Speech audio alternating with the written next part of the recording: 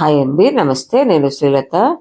ఈరోజు బాగా జలుబుగా ఉందండి. మధ్యాహ్నం రైస్ కూడా తినాలనిపించలేదు. ఏదన్నా కొంచెం నోటికి రుచిగా, కారం కారంగా, టేస్టీగా చేసుకొని తినాలనిపించి ఒక స్నాక్ ఐటెం చేద్దామని వంటింట్లోకి వెళ్ళాను. అది మీకు కూడా చూపిద్దామని వీడియో తీస్తున్నానండి. అదేంటంటే చిలకడ దుంప అంటారు కదా, కందగడ్డ. అదేనండి, గనుసుగడ్డ. అది చక్కగా పొట్టు తీసి ముక్కలుగా తరిగి పెట్టుకున్నాను. చూపిస్తా తర్వాత మీకు. ముందుగా మనము దీంట్లో కార్న్ పౌడరు ఒక స్పూన్ వేస్తా. అంటే నేను స్పూన్ల లెక్క నుంచి చెప్తున్నా, అంటే క్వాంటిటీ చెప్తున్నా. ఒక 2 స్పూన్లు కార్న్ పౌడర్ వేస్తే దాంట్లో సగం అంతా శనగపిండి వేసుకోవాలండి. మొత్తం శనగపిండి మాత్రం వేయకూడదండి. చక్కగా దాంట్లో తగినంత ఉప్పు, కారము, పసుపు, జీలకర్ర పొడి అయిపోయింది నా దగ్గర టైంకు, అందుకని జీలకర్ర నలిపి వేసాను. ఫ్లేవర్ చక్కగా పడుతుందండి. అలాగే దీనికి గడ్డ పెరుగు కూడా అవసరం ఉంటుంది. పెరుగు ఒక స్పూన్, మనం క్వాంటిటీని బట్టి 2 స్పూన్లైనా వేసుకోవచ్చు, టేస్ట్ బాగుంటుంది. చక్కగా అలా మనం బజ్జీ పిండిలాగా తలిపి పెట్టుకోవాలి. ముందుగా నేను గనుసుగడ్డలు తరిగి నీళ్ళలో వేసి పెట్టుకున్నానండి. నీళ్ళలో వేయపోతే నల్లగా అవుతాయి, అందుకే రౌండ్గా తరిగి నీళ్ళలో వేసి పెట్టుకున్నాను. ఇంకా కట్ చేయడము అవన్నీ వీడియో ఎందుకు అని తీయలేదండి. అందులో ఆ కట్ చేసినప్పుడు కూడా నేను వీడియో తీయాలనే ఆలోచన లేదు. నేను చేసుకుందామని మొదలు పెట్టుకున్నాను. అలాగే వీడియో తీద్దాము, కొత్త ఐటెం కదా అని, కొంచెం వెరైటీ ఐటెం కదా అని తీసేసాను. చక్కగా ముందు ప్యాన్ పెట్టుకొని స్టవ్ మీద అది మంచిగా వేడెక్కిన తర్వాత ఆయిల్ పూసుకోవాలండి మొత్తం ప్యాన్ నిండా, పెనం నిండా. దీనికి ఆయిల్ కూడా చాలా తక్కువ పడుతుంది. ఒక స్పూను ఆయిల్ తోటి మనకు అయిపోతాయి టిక్కాలు మొత్తము. టిక్కా అనుకోవచ్చు.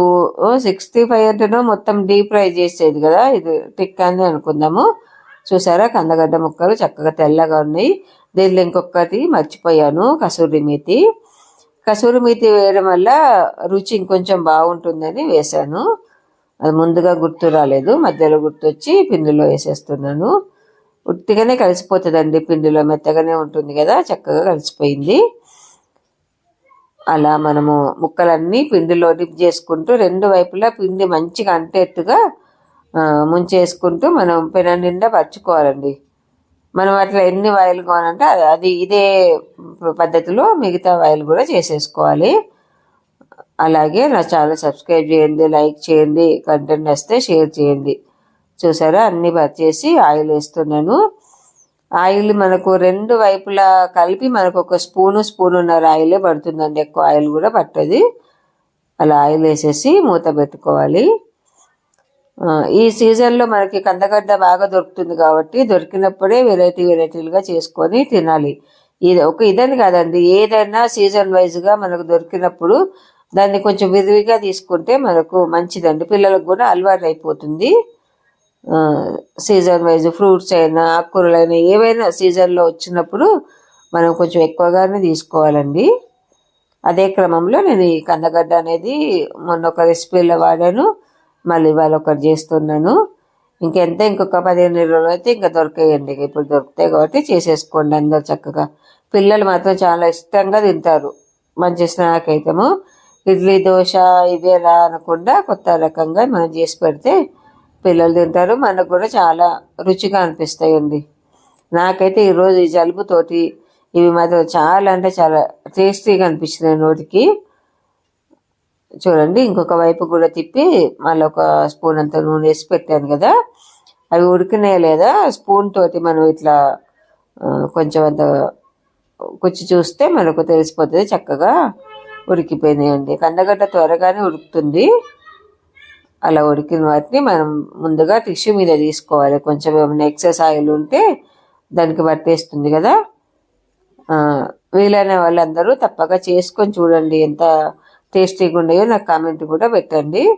తర్వాత సర్వింగ్ బౌల్లోకి తీసుకుందాము. సర్వింగ్ బౌల్ ఈరోజు చిన్నగా డెకరేషన్ చేశాను, ఎలా ఉందో అది కూడా చెప్పండి.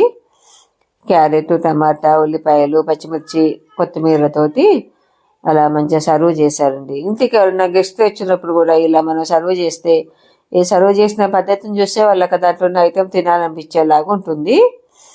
తప్పకుండా ఇలా చేసుకొని చూడండి. ఓకే ఫ్రెండ్స్, లైక్ చేయడం మర్చిపోకండి. సబ్స్క్రైబ్ కూడా చేసుకోండి. అలాగే మళ్ళీ మంచి మంచి రెసిపీతోటి త్వరలో మళ్ళీ మీ ముందుకు వస్తాను. చూసారా సర్వింగ్ బౌల్ ఎంత బాగుందో, కలర్ఫుల్గా ఉంది కదా. టేస్ట్ కూడా అంతే బాగుందండి. చేసుకొని తిని చూడండి. మళ్ళీ మళ్ళీ చెప్తున్నాను అనుకోకండి. Okay friends, bye. మరొక సూపర్ రెసిపీతోని మళ్ళీ మీ ముందుకు వస్తాను. Okay bye. ఆగండి మర్చిపోకుండా చేసుకోండి. బాయ్.